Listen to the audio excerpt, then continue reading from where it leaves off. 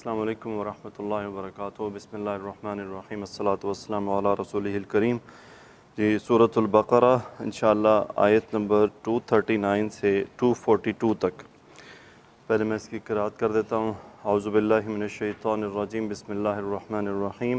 فَإِنْ خِفْتُمْ فَرِجَالًا أَوْ رُكْبَانًا فَإِذَا أَمِنْتُمْ فَاذْكُرُوا اللَّهَ كَمَا عَلَّمَكُم مَّا لَمْ تَكُونُوا تَعْلَمُونَ وَالَّذِينَ يُتَوَفَّوْنَ مِنْكُمْ وَيَذَرُونَ أَزْوَاجًا وَصِيَّةً لِأَزْوَاجِهِمْ مَتَاعًا إِلَى الْحَوْلِ غَيْرَ إِخْرَاجٍ فَإِنْ خَرَجْنَ فَلَا جُنَاحَ عَلَيْكُمْ فِيمَا فَعَلْنَ فِي أَنفُسِهِنَّ بِالمَّعْرُوفِ وَاللَّهُ عَزِيزٌ حَكِيمٌ وَلِلْمُطَلَّقَاتِ مَتَاعٌ بِالْمَعْرُوفِ حَقًّا عَلَى الْمُتَّقِينَ كَذَلِكَ يُبَيِّنُ اللَّهُ لَكُمْ آيَاتِهِ لَعَلَّكُمْ تَعْقِلُونَ۔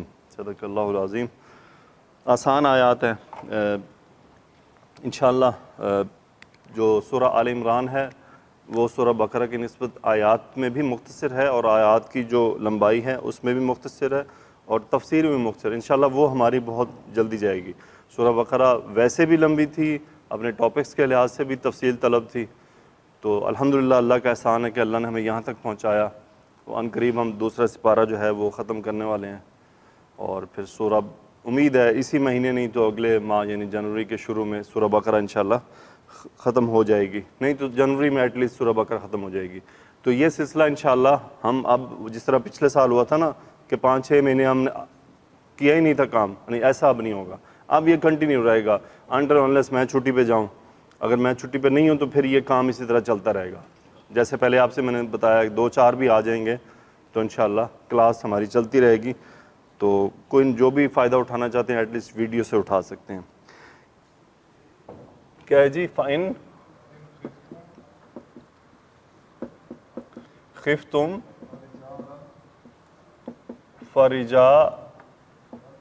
رِجَالًا أَوْ رُكْبَانًا۔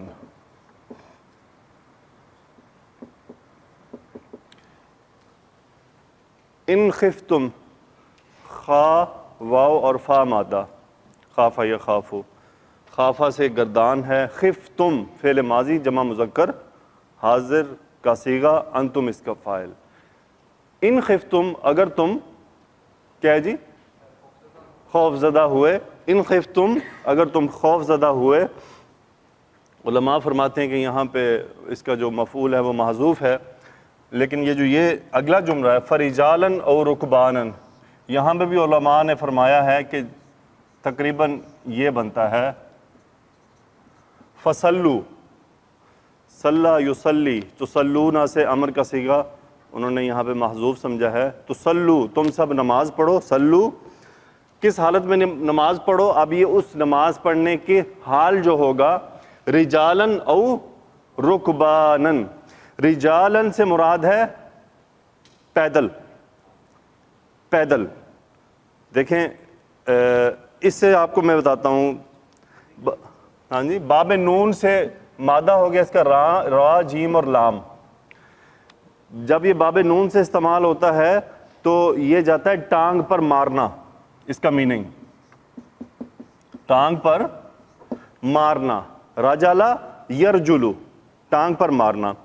اور اگر یہ باب سین میں جاتا ہے، اب باب سین وغیرہ سے آپ کو فعل بنانا آتا ہے، اس سے مراد ہوتا ہے پیدل چلنا، یعنی فعل اس سے بنے گا تو پھر باب سین رجلا یرجلو، رجلتو میں پیدل چلا، ٹھیک ہے، رجلتو میں پیدل چلا۔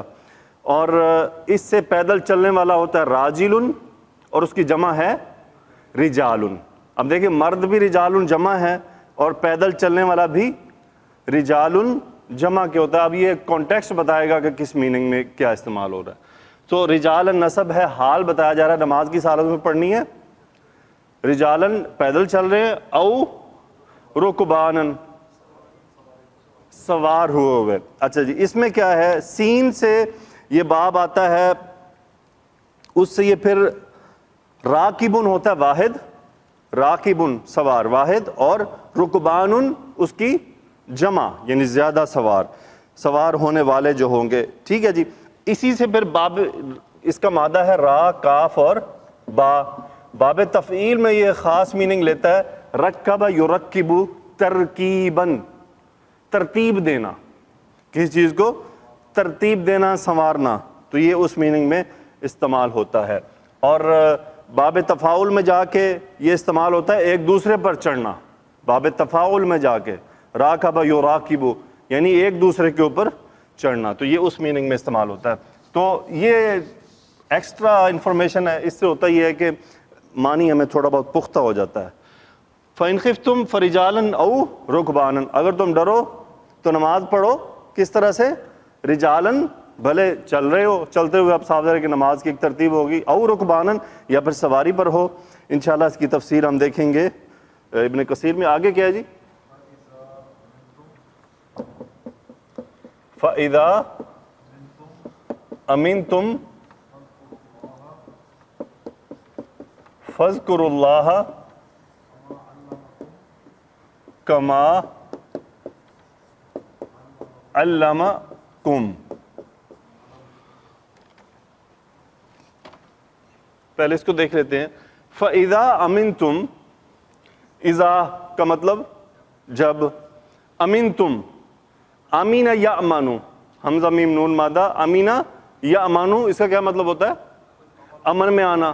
امنتم فعل ماضی جمع مذکر حاضر کا صیغہ، امنتم انتم اس کا فاعل۔ جب تم امن میں آ جاؤ، یعنی امن کی سچویشن میں ہو، تو اب کیا کرنا ہے؟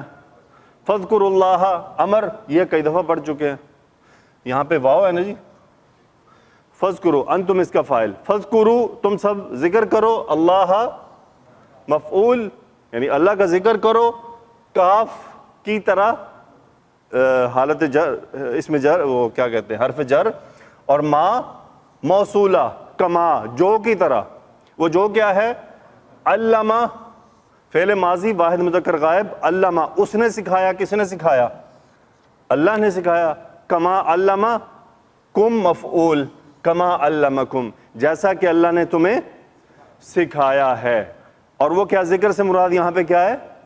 نماز، کہ اس سچویشن میں خفتم میں نماز اور طرح ہے، اور امن میں پھر نارمل نماز پڑھی جائے گی، جیسا کہ اللہ نے ہمیں تعلیم دی ہے، جیسا کہ رسول اللہ صلی اللہ علیہ وسلم کے ذریعے میں تعلیم ملی ہے۔ اس سے آپ یہ اندازہ کر لیں کہ نماز کی کسی صورت میں بھی اس کی گنجائش نہیں ہے کہ اس کو چھوڑا جائے۔ آگے کیا ہے جی؟ ما لم تکونوا تعلمون، ما، اچھا لم کیا ہوتا ہے؟ کل بھی آیا تھا یہ، لم کسی بھی فعل مضارع کو نہ ماضی میں لے جاتا ہے منفی کی حالت میں۔ سو تکونون میں نون ڈراپ ہو گیا لم کی وجہ سے، تکونون تم سب ہو جاؤ گے، یا تم ہو سب ہو جاتے ہو۔ لم تکونو تم نہیں تھے، تم نہیں تھے، اب ماضی میں ہم میننگ کریں گے نا اس کا۔ تعلمون، علم یعلم، انتم اس کا فاعل فعل مضارع جمع مذکر حاضر، تعلمون تم جانتے ہو، لم تکونوا تعلمون تم نہیں جانتے تھے، اور ما موصولہ جو تم نہیں جانتے تھے، کما علمکم ما لم تکونوا تعلمون جیسا کہ اس نے تمہیں سکھایا ہے جو تم نہیں جانتے تھے۔ آگے کیا ہے جی؟ اگلی آیت سے مبارکہ، والذین یتوفون منکم فیذرون ویذرون ازواجا۔ ہاں جی، اب یہ ہم پڑھ چکے ہیں 2 دن پہلے کی آیت میں، والذین یتوفون، اور وہ لوگ یتوفون جنہیں فوت کر دیا جاتا ہے، جنہیں موت دے دی جاتی ہے، منکم تم سب میں سے، سیم وہی پچھلی آیت والی بات ہے۔ پھر اگلی بھی بات وہی ہے، وَيَذَرُونَ وَذَرَ يَذَرُ جس میں 4 اشہر ہے۔ کیا مطلب ہو جاتی ہے؟ چھوڑنا، ترک کرنا نہیں، چھوڑنا، پیچھے کسی چیز کو چھوڑنا۔ وَيَذَرُونَ اور وہ چھوڑ جاتے ہیں، کیا چھوڑ جاتے ہیں؟ زوجن کی جمع ازواجن مفعول ہے، وَيَذَرُونَ ازواجن، اور وہ چھوڑ جاتے ہیں بیویاں. آگے کیا ہے جی؟ نہیں نہیں، یہ بیوی کا ہے نا، کیونکہ زوج دونوں کے لیے استعمال ہوتا ہے، زوج دونوں کے لیے مستعمل ہے، مرد کے لیے بھی اور عورت کے لیے بھی. نہیں، صیغے بھی مذکر کے استعمال ہو رہے ہیں نا، کیونکہ کانٹیکسٹ ہی نہیں کیا ہے، جو کام بیچ میں ہونے والا ہے وہ مردوں کا کام ہے. عورتیں تو وصیت نہیں کرتی نا کوئی جی، مرد ہی کرتے ہیں. آگے کیا ہے جی؟ وصیتاً، وصیتاً لازواجہم متاعاً الی الحول غیر اخراج. ہاں جی، وَيَذَرُونَ أَزْوَاجًا، اور وہ چھوڑ جاتے ہیں بیویاں، وصیتاً، اور ان کا کیا کرتے ہیں وہ؟ ازواجن وصیتاً لازواجہم، بیویوں کے لیے وصیت کرتے ہیں. وصیتاً لام حرف جر مرکب اضافی لازواجہم، اور اپنی بیویوں کے لیے وصیت کر جاتے ہیں. متاعاً، استعمال کا سامان، الی الحول، حول ایک سال، سنتن، عامن، حولن، یہ تینوں ورڈ استعمال ہوتے ہیں ایک سال کے لیے. لیکن یہ پھر لغت کی گہرائی میں جانا پڑے گا کہ ان تینوں کا اپنا اپنا مقام کیا ہے، اور اس تفصیل کو سمجھنے کے لیے پھر بہت ڈیٹیل میں جانا پڑتا ہے. تو ہم نہ میں ادھر جاتا ہوں، بس ہم اپنے، کیونکہ ادھر جاتے ہیں تو پھر وہ منتشر ہوتے ہیں ہم اپنے ٹاپک سے. یہ آپ کے شوق پہ ہے. اگر میں نے سمجھنے کی کوشش کی، مجھے نہیں سمجھ آیا، کیونکہ عربی میں نے سمجھنے کی کوشش کی، وہاں پہ آلموسٹ وہ ایٹ دی اینڈ یہی رکھتے تھے کہ بس تینوں کا ایک ہی طرح سے استعمال ہوتا ہے. یہ عرب کے اوپر ہے کس کا کہاں. لیکن اللہ سبحانہ و تعالیٰ نے جہاں جو الفاظ استعمال فرمائے ہیں، لازمی پھر اس کی گہرائی بہت بڑی ہے، پھر وہ صاف ظاہر ہے کہ علماء سے اس کے لیے رابطہ کرنا پڑے گا. تو وہی بتا سکتے ہیں کہ حولن کیوں آیا ہے، سنتن کیوں نہیں آیا، عامن کیوں نہیں آیا. ٹھیک ہے جی، لیکن اس کا جواب ضرور ہے. ایک بات یاد رہے، یہ جو حولن ورڈ بار بار ان معاملات میں استعمال ہو رہا ہے نا، اس کا کوئی نہ کوئی اسپیسیفک آنسر ہے. حولن، میں اس کا اوریجن ورڈ بول رہا ہوں، حولن، تو وہ تو الہ کی وجہ سے ہے نا. تو ایک سال. سو وَيَذَرُونَ أَزْوَاجًا، اور وہ چھوڑتے ہیں بیویاں. اس کا فاعل، اس کا فعل جو ہے وہ محذوف ہے، کہ وہ وصیت کرتے ہیں. اب ان کی بیویوں کے لیے کیا وصیت کرتے ہیں؟ استعمال کا سامان. کتنی دیر کے لیے؟ الی الحول، ایک سال کے لیے.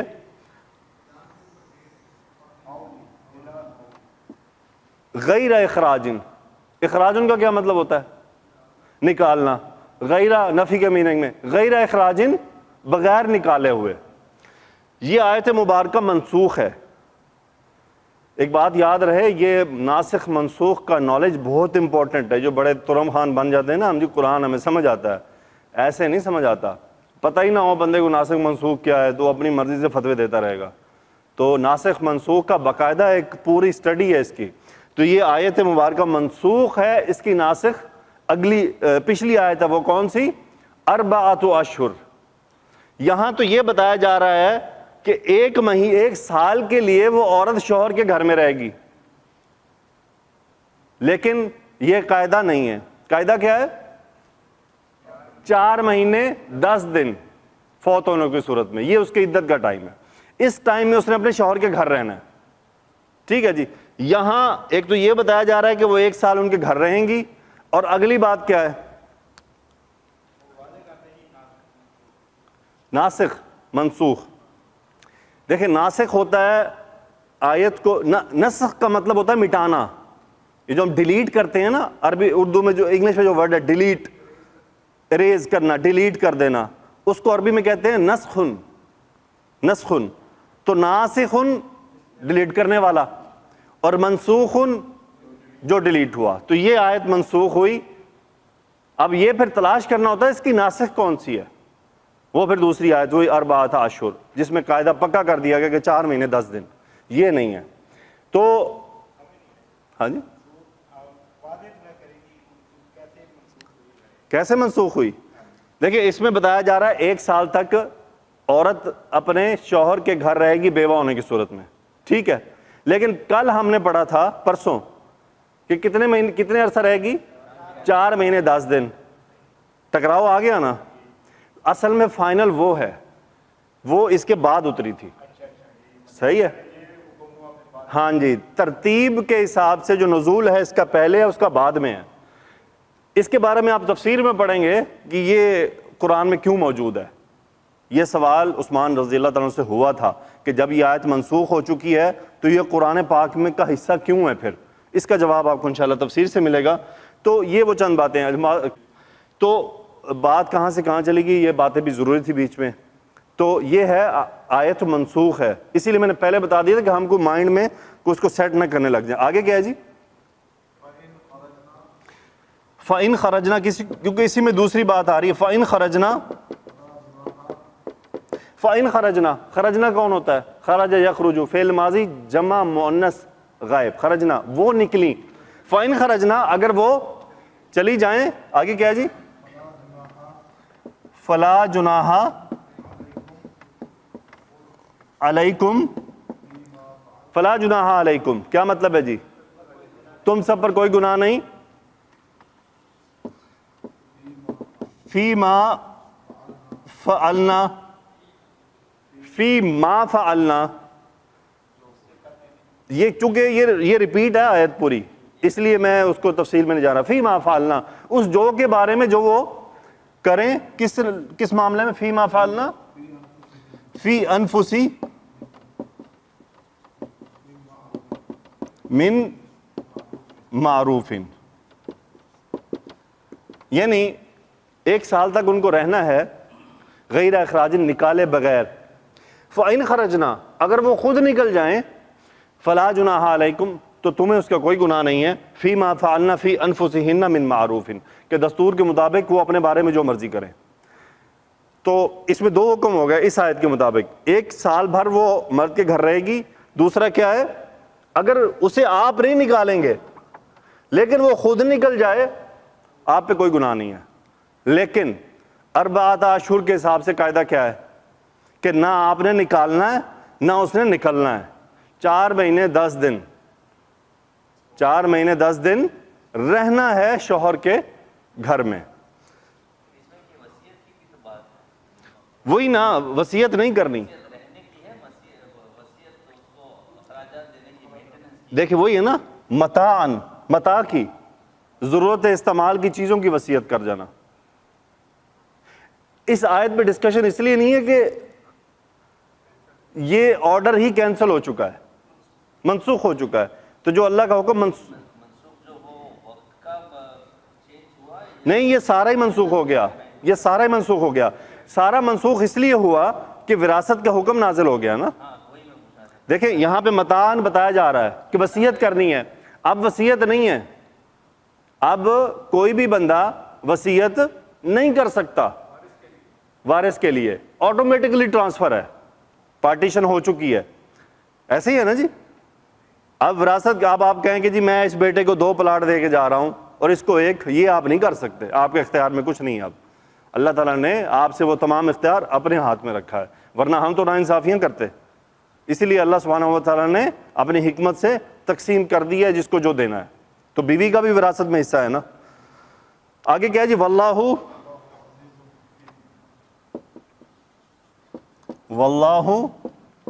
عزیز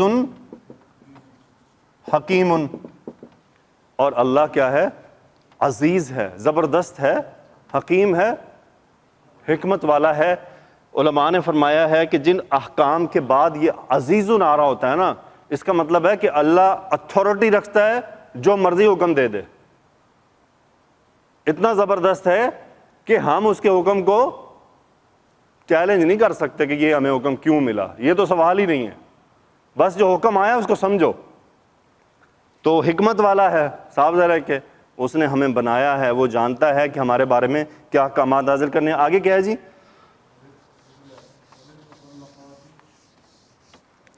وَلِلْمُطَلَّقَاتِ،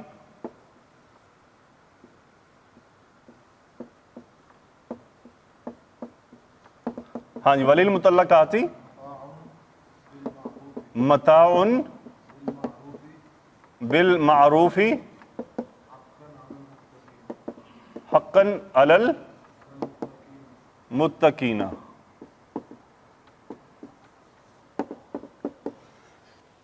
لام حرف جر. مطلقات کون ہوتی ہیں؟ مؤنث جمع جن کو طلاق دی جائے.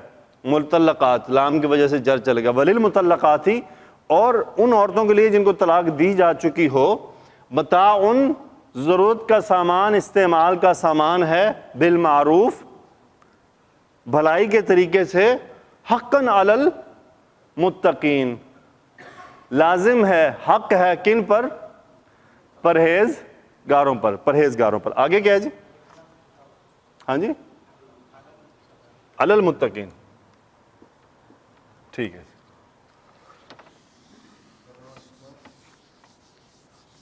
کتنے منٹ ہوئے رانا صاحب؟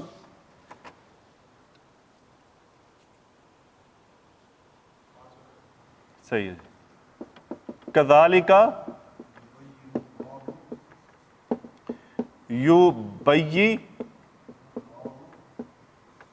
یبین اللہ لکم آیاتہ لعلکم. اب یہ آیت بھی ریپیٹڈ ہے. لعلکم تعقلون. ہاں جی، کیا مطلب ہوا جی؟ جی رانا صاحب، کذالک کا مطلب اسی طرح سے کھول کر بیان کرتا ہے، واضح کرتا ہے. لکم تم سب کے لیے. کون سی آیات؟ اپنی آیات، تاکہ تم سمجھ کرو، سمجھ اختیار کرو، عقل کرو، غور و فکر کرو، سوچ کرو. تو الحمدللہ دیکھیں، مجھے امید ہے کہ جو کچھ ہم نے محنت کی ہے اس کا ایٹ لیسٹ تو کچھ نہ کچھ تو بینیفٹ ہوا ہی ہوگا آپ کو قرات میں. کیوں جی؟ ایسا تو بالکل نہیں کہ آپ سمجھ لگتی ہیں.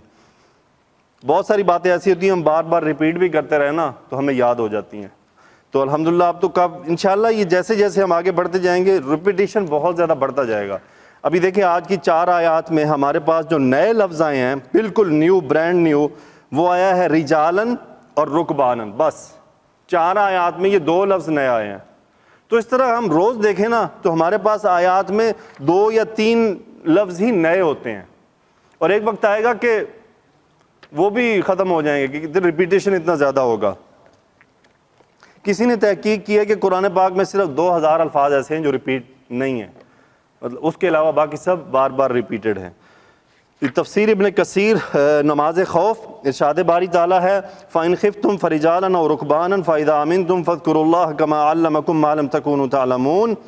اس کا مطلب ہے کہ جب اللہ تعالیٰ نے اپنے بندوں کو نمازوں کی حفاظت اور ان کو حدود کو قائم رکھنے کا حکم دیا اور تاکید کرتے ہوئے نہایت سخت حکم دیا، تو اب اس حالت کا ذکر کیا جا رہا ہے کہ جس میں آدمی بہت زیادہ مشغول ہو جاتا ہے، اور وہ ہے حالت قتال اور جنگ. اور بتایا جا رہا ہے کہ اس حالت میں تم نے نماز کو کس طرح ادا کرنا ہے.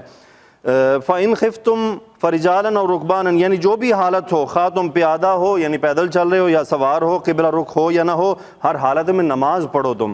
جیسا کہ امام مالک نے نافع سے روایت کیا ہے کہ عبداللہ ابن عمر رضی اللہ تعالیٰ عنہ سے نماز خوف کے بارے میں پوچھا جاتا تو آپ اس کے طریقوں کو بیان کر دیتے، پھر فرماتے اگر خوف بہت زیادہ ہو تو پھر پیادہ ہو یا سوار، قبلہ رخ ہو یا نہ ہو، جس طرح ممکن ہو نماز پڑھ لے. نافع بیان کرتے ہیں کہ میرا خیال ہے کہ ابن عمر رضی اللہ تعالیٰ نے اسے نبی کریم صلی اللہ علیہ وسلم کے حوالے سے بیان کیا ہے. ایک اور ابن عباس رضی اللہ تعالیٰ سے روایت ہے کہ اللہ تعالیٰ نے تمہارے نبی کی زبانی حضر میں نماز کی 4 رکعت یعنی مقیم ہونے کی صورت میں، اور سفر میں 2 رکعتیں، اور حالت خوف میں 1 ہی رکعت فرض قرار دی ہے. تو حالت خوف میں 1 ہی رکعت فرض قرار دی ہے. اب امام بخاری نے صحیح کے باب میں لکھا ہے، امام اوزاعی فرماتے ہیں کہ اگر فتح قریب ہو اور نماز پڑھنا ممکن نہ ہو تو ہر شخص الگ الگ اشارے سے نماز ادا کر لے، اور اگر اشارے سے بھی نماز پڑھنا ممکن نہ ہو تو نماز کو مؤخر کر دیں حتیٰ کہ جنگ ختم ہو جائے، یا وہ امن کی حالت میں ہو جائیں تو پھر 2 رکعتیں پڑھ لیں، اور اگر 2 رکعتیں پڑھنا ممکن نہ ہو تو 1 رکعت 2 سجدوں کے ساتھ ادا کر لیں. اگر اس کی بھی طاقت نہ ہو تو پھر محض تکبیر کہنا کافی نہ ہوگا، لہٰذا نماز کو مؤخر کر لیں حتیٰ کہ وہ امن کی حالت میں ہو جائیں. مقہول کا بھی یہی قول ہے. اب دیکھیں کہ جنگ کی حالت میں بھی نماز کی تعلیم دی جا رہی ہے۔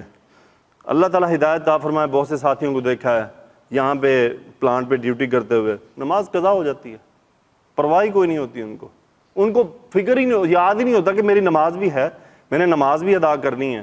لیکن یہ چیزیں ہمیں احساس دلاتی ہیں کہ جنگ میں ہمیں نماز چھوڑنے کی پرمیشن نہیں ہے۔ مجھے بتائیں جنگ سے زیادہ بھی کوئی خطرناک حالت ہو سکتی ہے انسان کی؟ خوف، میرا نہیں خیال کہ جنگ کے علاوہ کوئی سچویشن ایسی ہے کہ انسان بہت خوف زدہ ہو۔ یہی ایک صورت ہے کہ جس میں ہر طرف سے خطرہ اس کو ہے، لیکن اس کے باوجود بھی اس کو حکم دیا جا رہا ہے نہیں، تم نے نماز نہیں چھوڑنی اور مؤخر بھی نہیں کرنی، کہ پھر اس کی سچویشن بتائی ہیں ایٹ دی اینڈ آگے کیا سچویشن بچ جائے گا تم مؤخر کر دو۔ ہمارے کئی ساتھی وہ یار کام میں مصروف تھے، کیا کریں۔ آگے فرماتے ہیں جی انس بن مالک رضی اللہ تعالیٰ عنہ فرماتے ہیں کہ منتستر کے قلعے کے محاصرے کے وقت موجود تھا، فجر کا وقت تھا، گھمسان کا رن پڑا ہوا تھا، حتیٰ کہ نماز پڑھنا بھی ممکن نہ تھا، لہٰذا اس نماز کو ہم نے سورج بلند ہونے کے بعد ادا کیا۔ ہم نے اس نماز کو حضرت ابو موسیٰ اشعری رضی اللہ عنہ کے ساتھ ادا کیا، اللہ تعالیٰ نے ہمیں فتح سے بھی نوازا۔ اور انس رضی اللہ عنہ فرمایا کرتے تھے کہ اس نماز سے مجھے جس قدر خوشی تھی وہ دنیا و ما فیہا سے حاصل نہیں ہو سکتی۔ حالت امن میں پوری نماز پڑھنے کا حکم، ارشاد باری تعالیٰ فَإِذَا آمنتم فاذکروا اللہ، جب پھر تم امن و اطمینان میں ہو جاؤ تو اللہ کو یاد کرو، یعنی نماز اس طرح ادا کرو جس طرح تمہیں حکم دیا گیا ہے، رکوع و سجود قیام و قعود کو مکمل کرو اور پورے خشوع سے نماز ادا کرو۔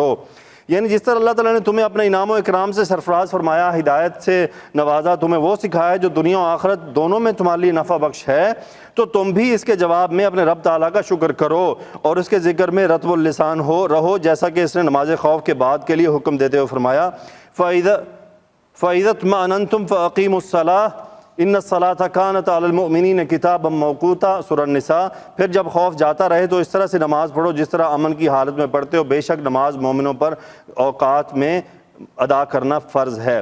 تفسیر آیت نمبر 240 سے 242۔ یہ آیت کریمہ منسوخ ہے اس آیت سے یتربصن بانفسہن اربعۃ اشہر وعشرا، یہ جو بھی ہم منسوخ کی بات کر رہے تھے، تو عورتیں 4 مہینے اور 10 دن اپنے آپ کو روکے رہیں۔ امام بخاری نے ابن زبیر رضی اللہ عنہ سے روایت کیا ہے کہ عثمان بن عفان رضی اللہ عنہ کی خدمت میں عرض کیا گیا والذین یتوفون منکم ویذرون ازواجا، یہ جو بھی ہم نے پڑھی، دوسری آیت نے منسوخ کر دیا ہے، تو آپ نے اسے کیوں لکھا، اسے چھوڑ کیوں نہ دیا، کہ جب اس کا حکم ہی نہیں ہے تو آپ نے اسے قرآن میں کیوں لکھا؟ تو انہوں نے فرمایا کہ برادر زادے، میں قرآن مجید کی کسی چیز کو اس کی جگہ سے تبدیل نہیں کروں گا۔ یہ ہے صحابہ کا ان کے امانت داری، کہ دین کے معاملے میں وہ کتنے امانت دار تھے کہ ایک آیت منسوخ ہو چکی ہے، انہوں نے اسے بھی بیچ میں شامل کیا۔ چاہے جائے کہ وہ لوگ صحابہ پہ الزام لگائیں گے جی انہوں نے قرآن چھپا لیا تھا، انہوں نے وہ فلاں آیتیں چھپا لیں، اگر ایسی بات ہوتی تو یہ تو لازمی وہ نکال دیتے کہ یہ تو ہے ہی نہیں، منسوخ ہوگی تو کہ نہیں۔ انہوں نے کہا نہیں، جو قرآن میں نازل ہوا ہے چاہے وہ منسوخ ہی کیوں نہیں ہے، اسے قرآن کا حصہ بنایا جائے گا۔ یہ وہ وعدہ ہے جو اللہ رب العزت نے لیا ہوا ہے کہ اللہ تعالیٰ اس قرآن کی حفاظت فرما رہے ہیں، کہ جو بات اللہ نے نازل فرما دی ایز اے قرآن، وہ لازمی اس کا حصہ رہے گی۔ اب یہ ہم نے سیکھنا ہے آگے کہ یہ ناسخ کیا ہے اور منسوخ کیا ہے۔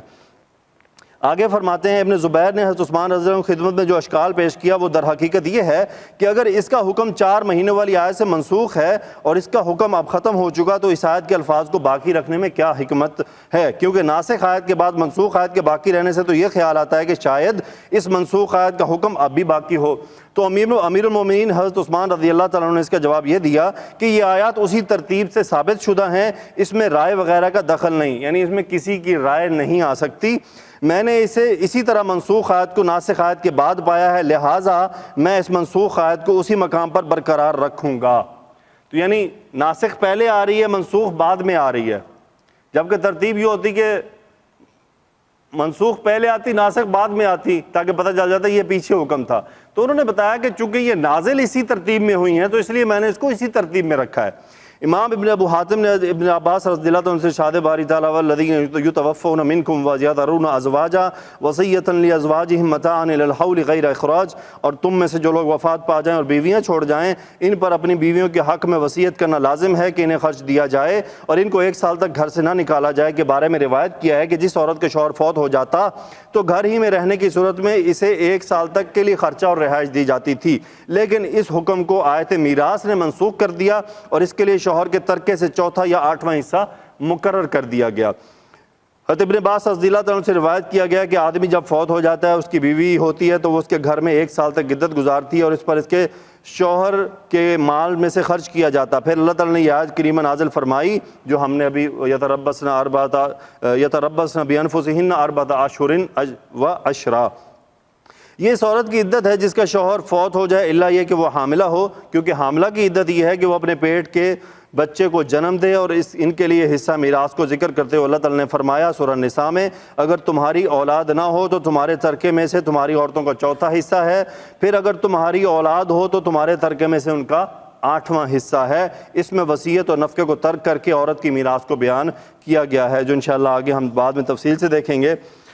بس میں اس پورے پھر اس ٹاپک کو کٹ کر کے آگے جا رہا ہوں جو اگلی آیت ہے وللمطلقات والی۔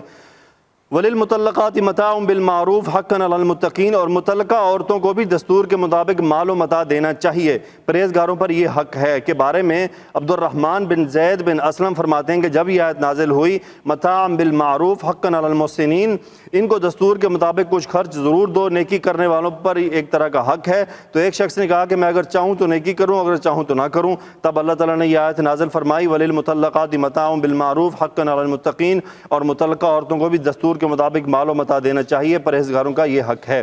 اس آیت کریم سے ان علماء نے استدلال کیا ہے کہ جن کا مذہب یہ ہے کہ ہر مطلقہ کو تھوڑا بہت مال و متاع دینا واجب ہے، خواہ اس سے بلا مہر نکاح کیا گیا ہو یا مہر مقرر کیا گیا ہو، یا اس سے صنفی تعلق قائم ہو یا اس سے قبل ہی طلاق دے دی گئی ہو۔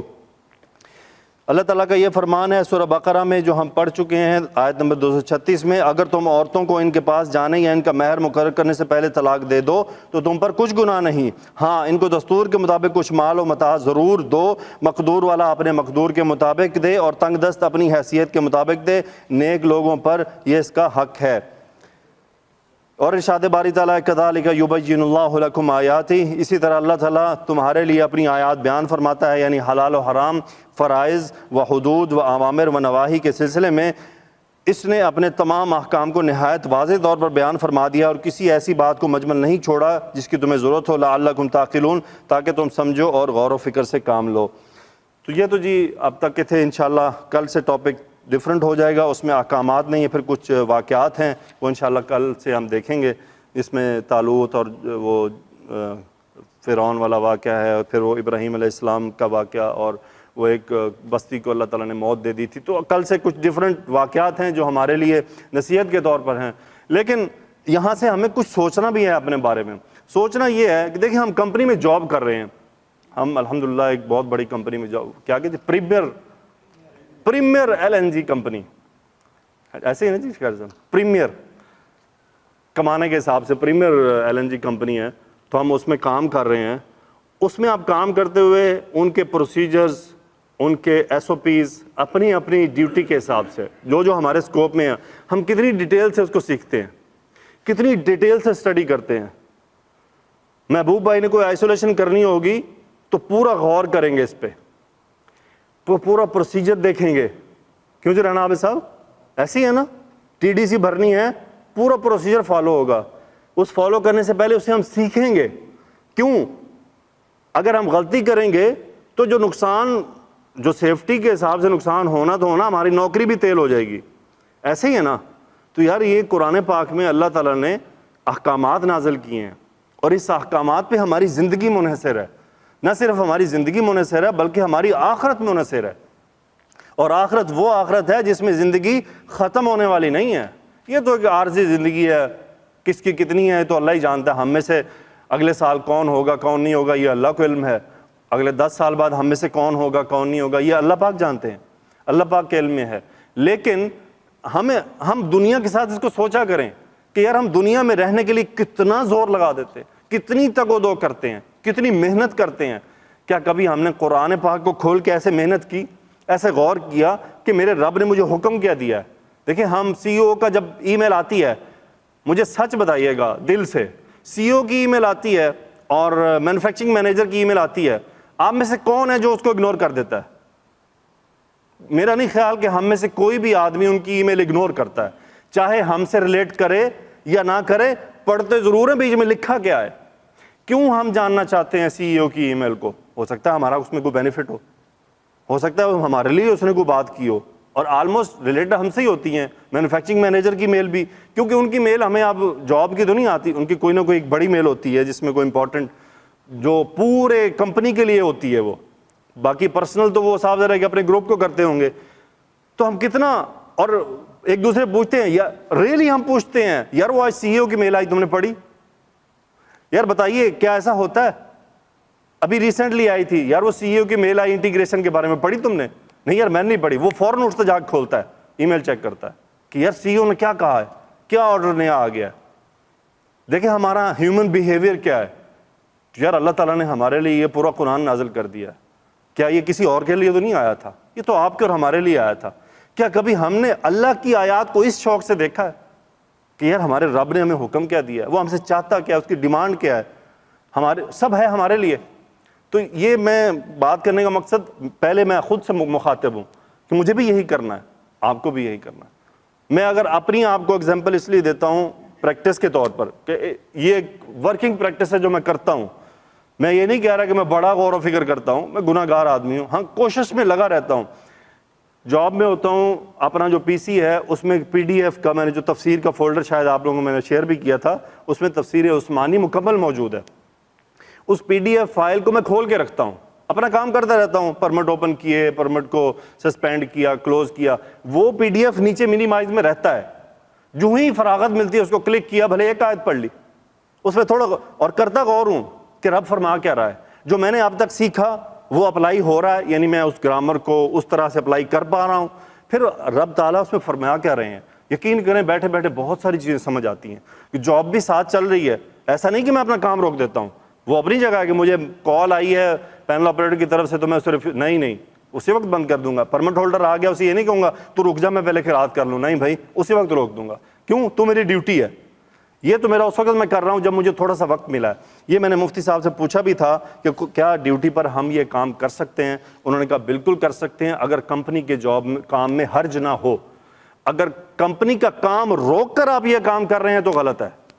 ہاں اگر فارغ ہیں کہ یعنی کوئی کام کو ایکٹیویٹی نہیں ہے تو آپ اپنا قرات کر سکتے ہیں، آپ نوافل پڑھ سکتے ہیں، ذکر کر سکتے ہیں، جو آپ اسلامی کتابیں ساتھ لے جائیں. کیوں؟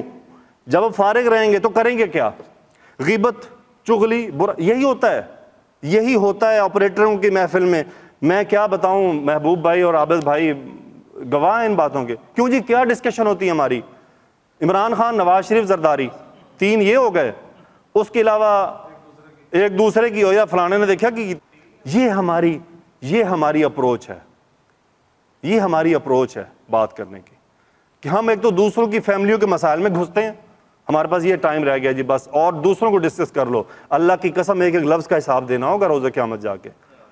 آپ کو معلوم ہے جس کی غیبت کی اس سے معافی نہ مانگی تو روز قیامت حساب دینا ہوگا کہ ہم نے کسی کی بیٹھ کے برائی کی تھی. اب ہم اپنا اندازہ کر لیں. یہ وہ باتیں ہیں میرے بھائیوں جو قرآن ہمیں کہتا ہے کہ ہم ایک دوسرے سے کریں.